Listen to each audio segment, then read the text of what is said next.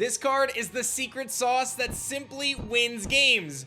I'm talking about Pterrostar, baby. Welcome to a certified Nobby tournament report where I throw down in our weekly casual event every Tuesday night in our Discord server. You should join, starter decks are welcome, and it's free to play. I'll be playing this Tuesday night. I pulled this X of 10 Stellar Pterrostar on a pack-a-day challenge, and I made the trade for all of the Stellar Nemistars I needed. I absolutely love this card's design and its Nexus effect, and I'm a big burn fan, so being able to use burn in a unique way gets me really excited. We've got three main goals for this week. Number one is cast and Nexus with our X of 10 Stellar Pterrostar. This card is gorgeous and one of the most precious cards in my collection. Next, I want to land a Gambit Heads to destroy an Elestral. I'm a big Gambit fan. I think this card's actually really good, and when you do actually hit heads, it's crazy powerful. And last, I want to hit my opponent with a direct attack from the same Nemistar 2 times in one game. That almost certainly secures victory for us.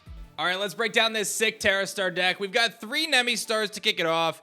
I really like this card. I don't know that it's that good, but it can deal some massive damage. The key is you got to get it out with Artemis. You got to be able to hit directly, and then you have to protect it so you can do it again the next turn. If you can land it, like manage to hit twice with the same one, absolutely insane. Pterrostar is, of course, the focus of the deck. We've got our X of 10 here. I love that. But this is a card that when it hits the field, if you're able to Nexus, you're putting on so much pressure to your opponent with that burn damage. It's just really powerful. We've got our Fawnlets here. I'm running 3 Fawnlets. I kind of iterated on this a few times on whether I wanted to run 3 Fawnlets, 2 Artemis, 3 Artemis, 2 Fawnlets. I think 3 Fawnlets is more important because you really need to see Artemis, even if you're burning your cast on it. I think I may change this to 3-3 in the future, but you definitely need the 3 Fawnlets to search out your Artemis. You've got your 2 Artemis here. This is your primary Nexus bank. I've got 3 Gloombats. I'm a big Gloombat believer. I've been for a long time. This thing can special cast itself out and then just ascend into Pterrostar, which is really powerful. It also allows you to remove strong runes like Divines from the field or just face down runes to open the door.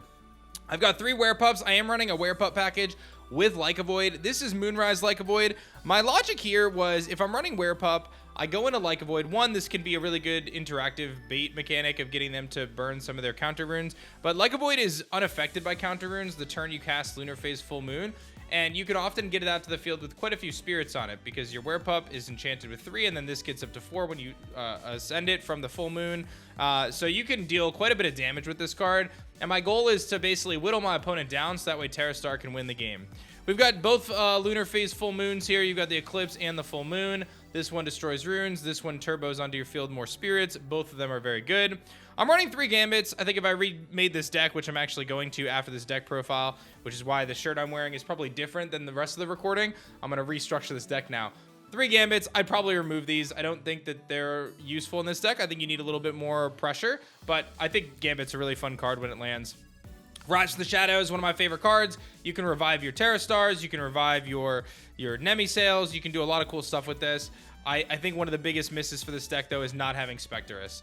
I've got 2 Sirocco of Notice. I'm a big believer in this card. This thing can just shut down battle phase. It forces your opponent to expend to attack, and I'm running the 1 Eruption. So this is a burn-focused deck. Like, my goal is to burn my opponent, and these cards help activate that strategy. We've got Gorgon's Gaze, and we've got a couple Shield of Achilles, and then we've got our Altar of Stars, a nice Nexus tool. We can use this with Pterrostar, ward off some attacks. A couple Tsunamis just to protect our team, and then we've got the Stellar Ambrosias, baby, to heal it up. That's our deck. Like I said, there's definitely some changes I would make, and maybe I'll update you guys on that, but otherwise, let's jump into the clashes. My round 1 opponent was none other than Magnitude, and if you guys don't know who he is, he's a Draft League legend who also named Elestrals. Like, this guy is royalty here, and he always brings crazy decks, and when they work, they legitimately have you questioning everything you know about Elestrals. Now, we've played quite a bit lately, and I generally get the upper hand on the home turf at my game nights in my house, but he's on his home turf this time, and I'm a little nervous. I start this one off with Werepup to get my Lunar Phase, and he casts Emphyrix. I told you nobody plays this card, and yet, I'll tell you what, it's gonna work in this game. I turbo out Lycavoid in my end phase to ensure I can deal some big damage. I cast out my Nemistar, I deal some damage, but he's able to bring his Emphyrix back from the underworld. This is a really unique card. It floats at the end phase, meaning it's protected for the rest of the turn. Volcaries hits the field, which then turns into Hephaestus and, of course, Necklace of Harmonia. I'm able to rise from the shadows of my Lycavoid to keep it on the field, and he's down to just 7 spirits. I'm bricking, so I simply clear his Volcaries, but he has Rise from the Shadows for that too? What? This is where things fall off the rails. He casts Torchin, and I have no back row. And by the way, this isn't the champion Torchin. This is the OG Torchin, which is going to heal him for 6 this turn. Yeah, he just flipped the game upside down. My 1 win condition was to burn him out with Pterrostar, but instead he heals it all back. I try to hold him off. He lands a Salishade. What are we doing? And then a Pterrostar? He just beat me with the card that I'm trying to win with. I just want to be honest, nobody here is running Pterrostar except for me and apparently Steve. Can we talk about how his deck had Emphyrix, Salishade, Necklace of Harmonia, Torchin, and Pterrostar all in the same deck? I told you, you'll be questioning everything you know about Elestrals when you face Steve. Round 2, I wanted to cry after game 1, but I knew I needed to stay focused. He opens with turn 1 Drataya Dionysus into Latagon, and now I've got to figure out a way to take out an 8 attacker that's going to get him a free Ambrosia and pop my face down runes. I have the answer, it's Gambit. I cast it and I get met with a Gorgon's Gaze, so I don't even get to flip my coin. His Viscerus follows up, and I have to use my Sirocco of Notice to burn him for each of his attacks. I need to slow his game plan down. How do I get rid of this Latagon? I cast Fawnlet, and I find my Artemis, and this is going to set up for my strategy later. I know to win, I need to either clear the Latagon or burn him out, and doing both is going to be really hard. He finds Cyanectar and is able to start searching for poison-tipped arrows, meaning that my next couple casts are wasted. I'm able to hold off his attack with a Gorgon's Gaze, and I cast my Nemistar to defense because I don't have enough back row, and I know he's got PTA. He takes me out in the end phase, and I'm able to finally shield his Latagon back to his hand, and now we're actually cooking. I have a chance to flip this game around, and I'm gonna flip heads by casting out my Gambit and popping his Viscerus. A huge swing in momentum. I have cleared the Latagon, I have cleared the Viscerus, but he's gonna get back into this one so fast simply by sending his Latagon onto that Cyanectar, and he's just holds me back so much. I'm able to use Notice to burn him down. I cast an Nemistar out. I'm gonna hit him directly for 3 spirits. Wait a minute, hold on, the comeback is real. He's down to 0. I have him down to 0 spirits. All I need to do is find a combo to get direct. Eruption would work, another Nemistar could work. I'm so close. He takes out my last Elestrals. I've got nothing left to pressure with. We're gonna close one out, but this one unfortunately ends. Gambit did his thing. I burned him down to 0, but we didn't have enough gas to take this one home. Starting 0-2 is rough, and we go into round 3 with a bye, and I'm like, I really want to play, but I guess I get a win. But then Gamerman, actually, his opponent didn't show up, so we ended up getting a match there, and this counted. So I knew I needed to win, because I don't want to go 1-3 ever. He starts off with a Foamy Champion of Poseidon, which has me scared immediately, and he finds Starbit, and I'm in a lot of trouble. He then kicks off an Aphrodite to find another Foamy, and now I know he has immediate access to a 2-drop. That ends up being Globby later on. I cast Werepup and Search, and know that I need to go on the offensive. I cast my Eclipse, and I'm met with a Monsoon of Eurus, which suppresses my Werepup, making my Eclipse useless. I am in a terrible spot. Not a good start for me. He turbos out his Starbit Supernova, and I'm forced to Sirocco of Notice to slow it down. This is very clear to me. I have to burn him out. He's used a tremendous amount of spirits to establish this board state, and the only way for me to win is to prevent him from attacking and burn him directly. I expend to draw because I have nothing at this moment, and it just gets worse. That Globby hits the field, Atlantis comes down, and now I know I don't have any way to hit over these powerful water Elestrals. I rise from the shadows and Gorgon's Gaze to keep my Werepup around. My only chance here is I need to keep an Elestral on the field so I can make a combo play on the next turn.